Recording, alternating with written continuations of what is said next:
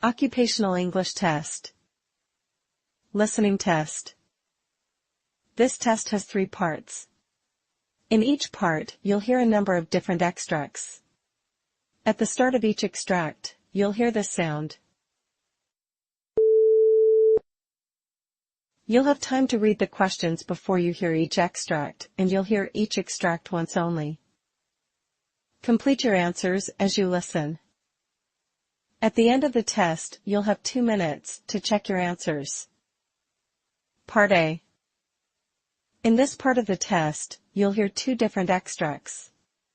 In each extract, a health professional is talking to a patient. For questions 1 to 24, complete the notes with information that you hear. Now, look at the notes for Extract 1. Extract 1, questions 1 to 12.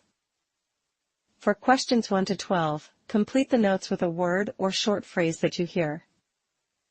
You now have 30 seconds to look at the notes.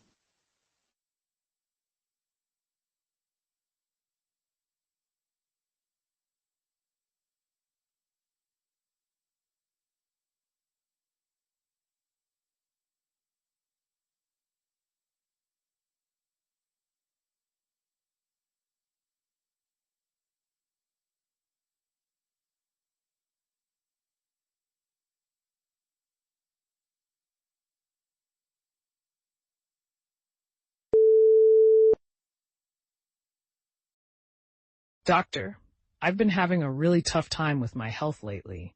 I'm especially worried about these Parkinson-like symptoms that started appearing a few months ago. It's been getting progressively worse. I first noticed my handwriting getting very small, and now I move much slower than I used to. It's been really frustrating and sometimes scary. I see. Can you tell me more about any changes in your walking or balance? Yes, walking has become a challenge. I've noticed my steps have become shorter, and I'm just not as steady on my feet anymore. There was this one time I nearly fell while getting up from the sofa because I felt dizzy all of a sudden. It sounds like you've been going through a lot with your mobility and balance. How about your neck pain? You mentioned it has been persistent since the accident. The neck pain has been a constant issue. Yes, there's this heaviness behind my ear, almost like there's a plate there, though the MRI didn't show any metal. The pain hasn't subsided at all, and it's affecting my sleep and activities.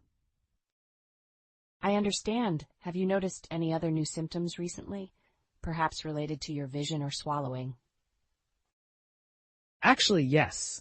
My vision has gotten blurrier, and just last week, I choked on my food twice. It's made me quite anxious about eating. We've got some tests lined up for that, so I'm hoping to get some answers. That must be distressing.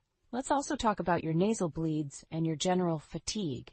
How often are the bleeds, and what's your energy level like these days? The nasal bleeds happen almost every morning. It's not a lot, but it's consistent. As for my energy, I feel drained most of the time. There are days when I barely have the strength to get out of bed, and there's this severe shaking sometimes. It just comes out of nowhere.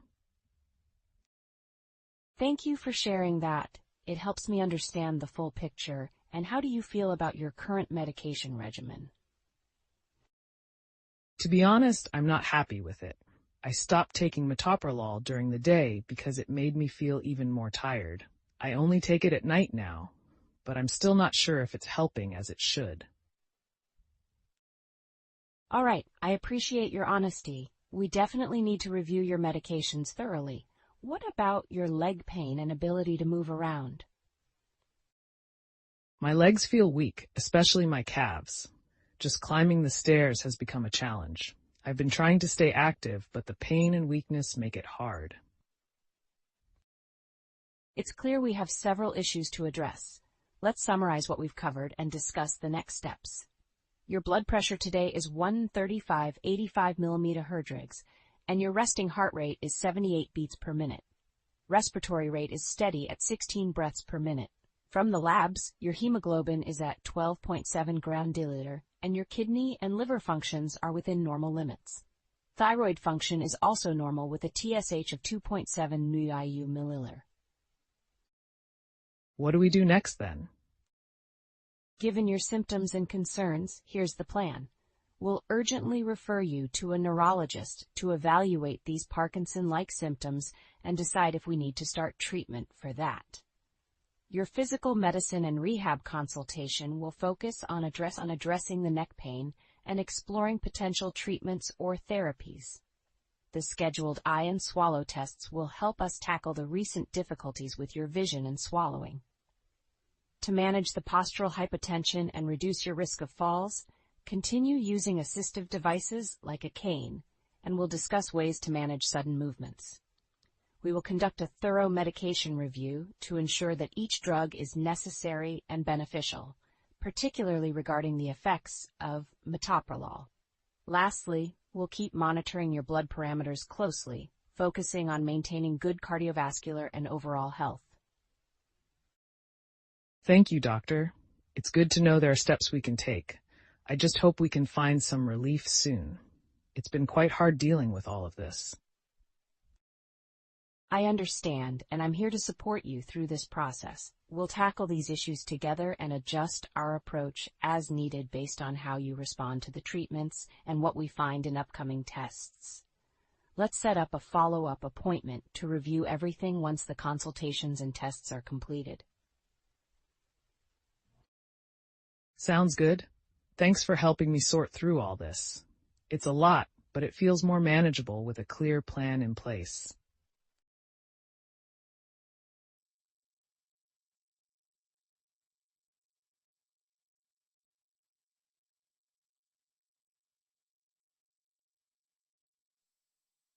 Extract 2, questions 13 to 24.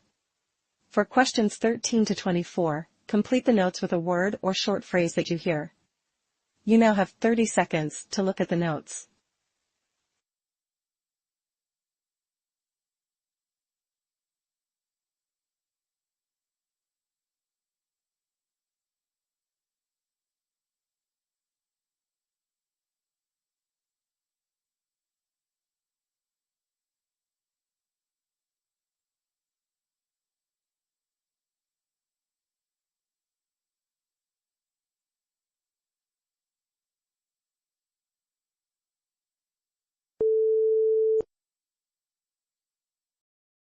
Doc, I've been feeling pretty rough lately. This knee and hip pain are just not letting up. The tramadol helps some, but it's not like before. Plus, with all the wheezing at night, I'm just not getting good sleep. It's a mess. I understand. That must be quite frustrating for you. Let's go through each of your symptoms to ensure we're covering all bases. How severe is the pain in your knee and hip right now? The knee has been an issue for years, but this hip thing started a few months ago. Some days it's bearable, but other days like today, it really flares up, especially after riding with my club. I'd say it often hovers around a 6 out of 10. And the tramadol, is it managing the pain effectively enough for you to carry on with your day-to-day activities? Sort of, but not as well as I'd hope. I've been using it sparingly, trying not to rely on it. You mentioned wheezing at night. How often does this happen, and does the albuterol help when you use it? Almost every night now. The inhaler does help settle it down, but I hate having to reach for it in the middle of the night. Makes me worry about my breathing. Let's also talk about the erectile dysfunction you mentioned. How has this affected you? It's frustrating, Doc. I tried Levitra, but it didn't do much for me. It's another thing that's stressing me out, to be honest. I appreciate your openness.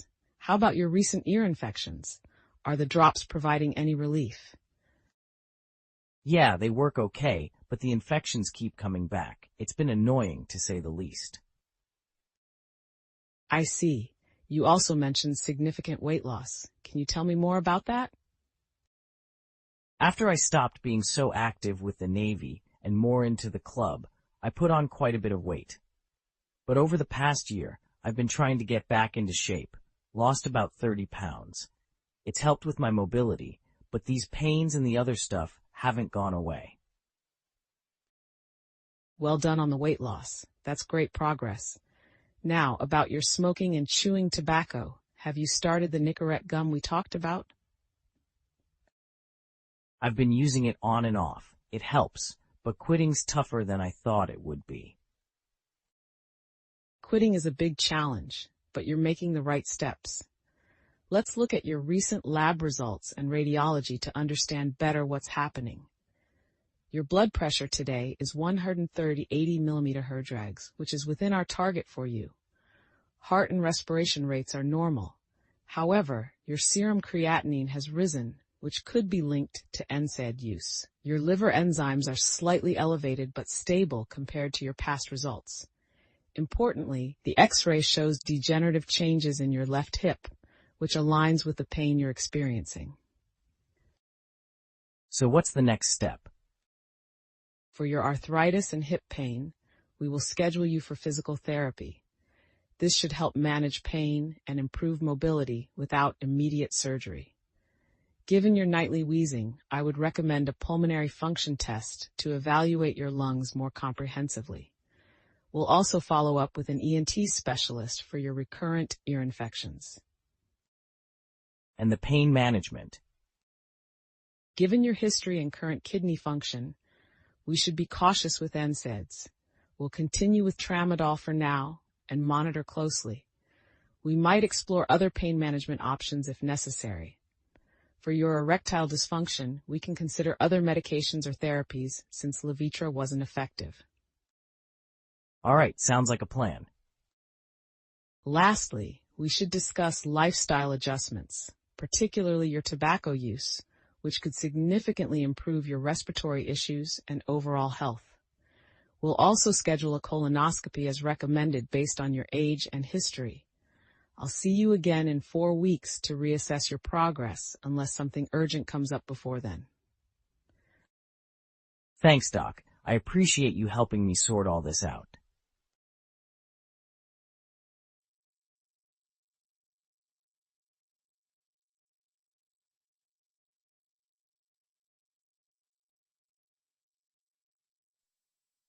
That is the end of Part A.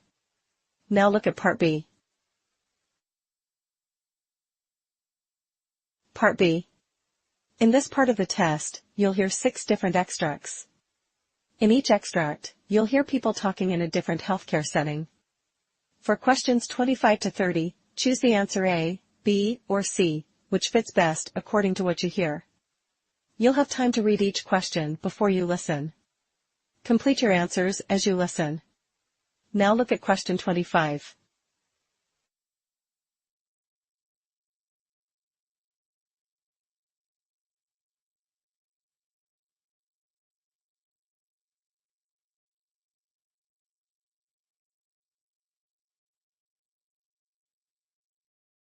Have you seen the latest protocols for managing pain in patients with fibromyalgia? Yes, I have. It's great to see a multidisciplinary approach being emphasized, incorporating both pharmacologic and non-pharmacologic therapies. Absolutely. I think including physical therapy and cognitive behavioral therapy can make a significant difference. Have you tried these methods with any of your patients yet? I've started integrating them and the feedback has been positive. It's about tailoring the treatment to each patient's needs and responses, which can be quite varied in fibromyalgia.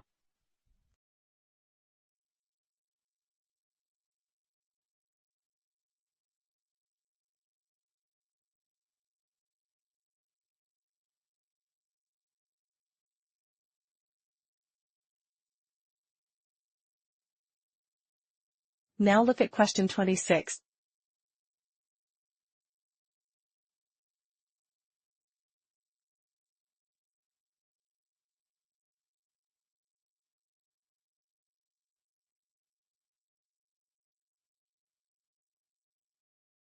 I was reviewing our protocols for handling hazardous materials in the clinic.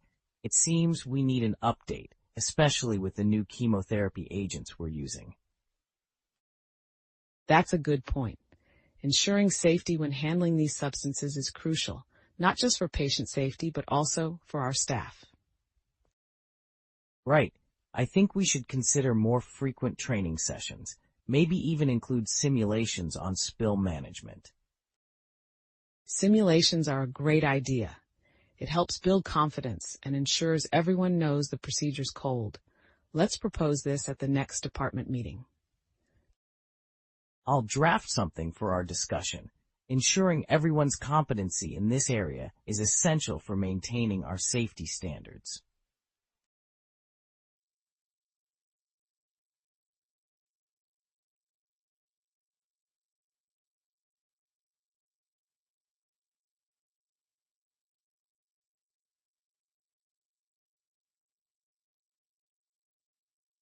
Now look at question 27.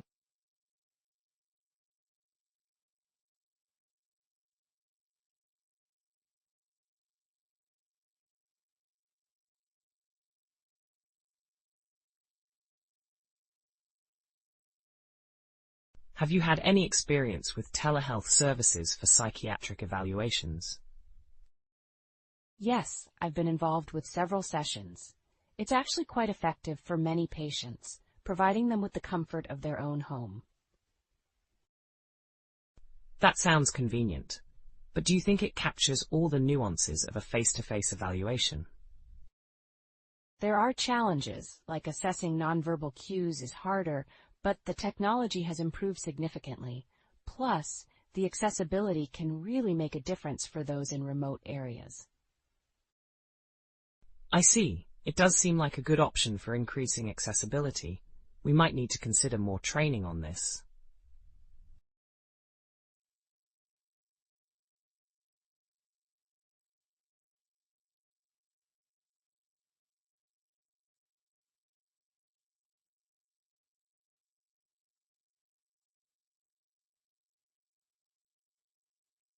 Now look at question 28.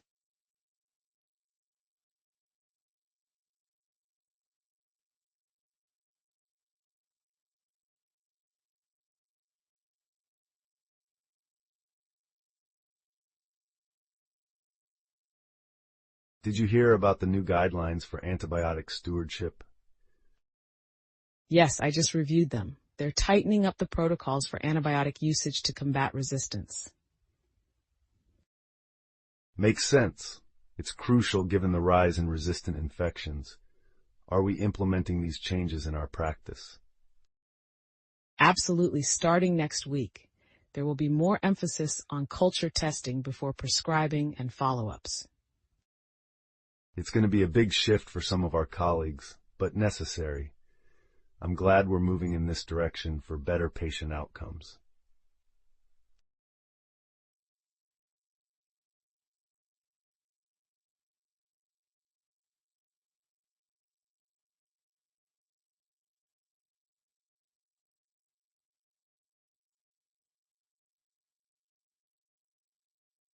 Now look at question 29.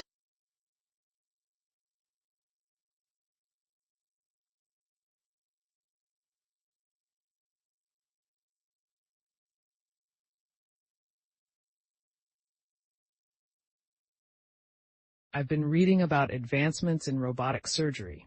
It's impressive how these technologies are enhancing precision in operations. Definitely. The precision and reduced recovery time are significant benefits. Have you had the chance to work with any of these systems? Not yet, but I'm scheduled for a training session next month. I'm curious about how it integrates with our existing surgical protocols. It's quite a learning curve, but well worth it. The ability to perform complex procedures with minimal incisions is a game changer for patient recovery.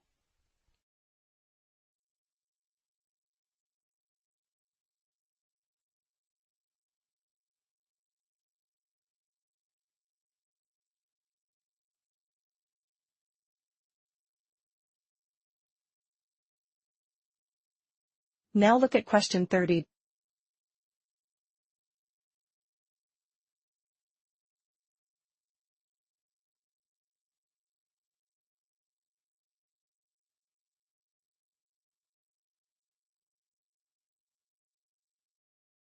There's a new initiative on improving nutrition education among our diabetic patients. Have you looked into this?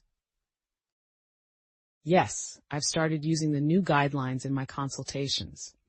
Educating patients about their diet can dramatically improve their management of diabetes. That's crucial. Proper diet and exercise are foundational to diabetes care. Are the new materials easy for patients to understand? They are very user-friendly. Visual aids and simple language make it easier for patients to grasp the importance of carb counting and meal planning. Great to hear. It's important that these educational tools are accessible. I'll start incorporating them into my sessions as well.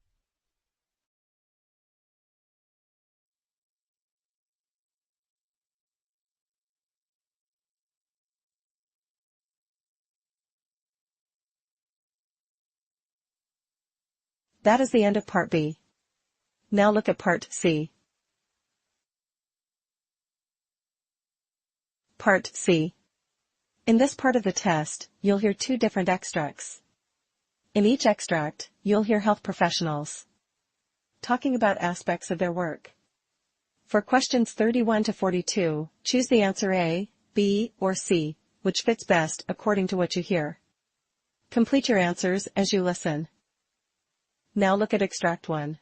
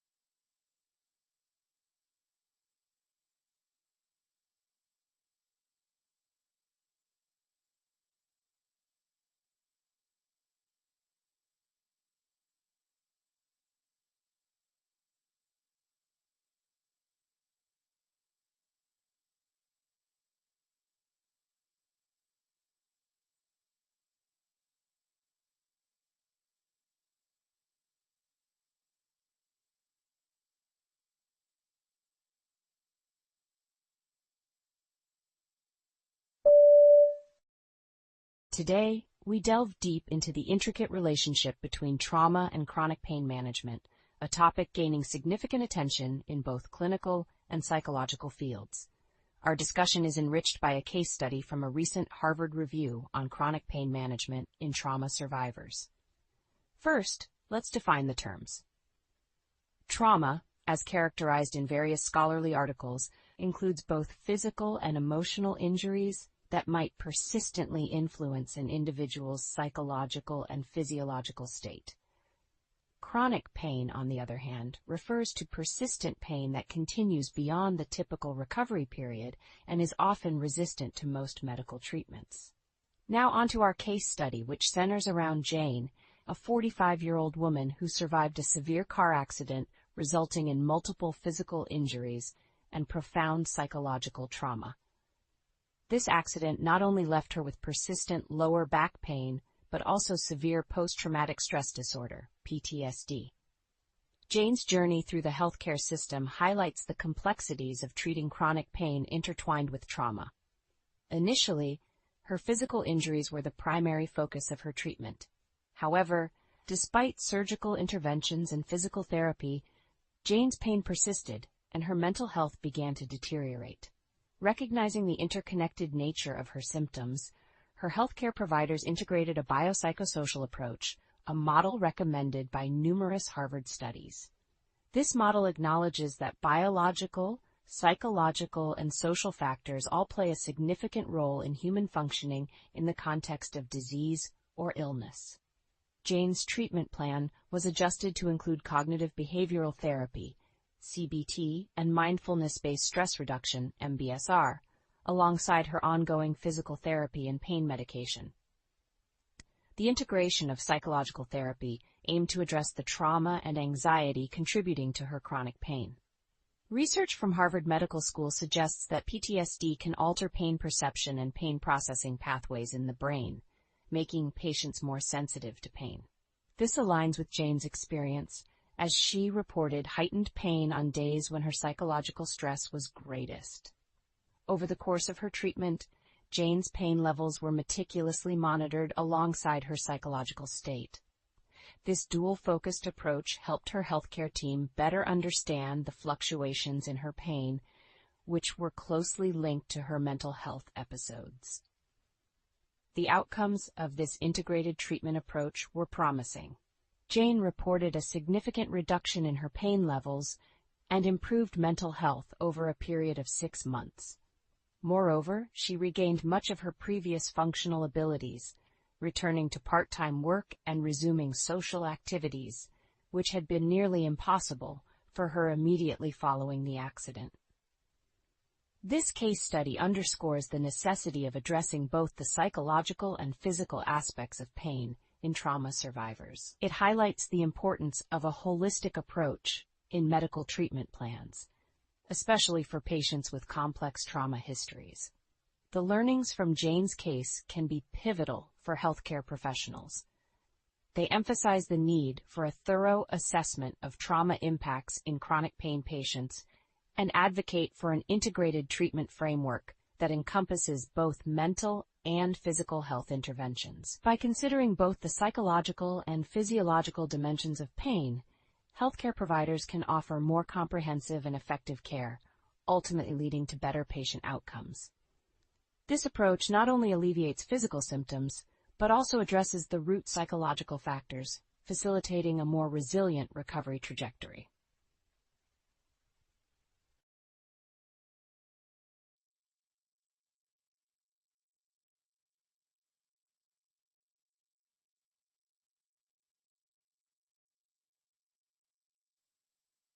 Now look at Extract 2. Extract 2, questions 37 to 42.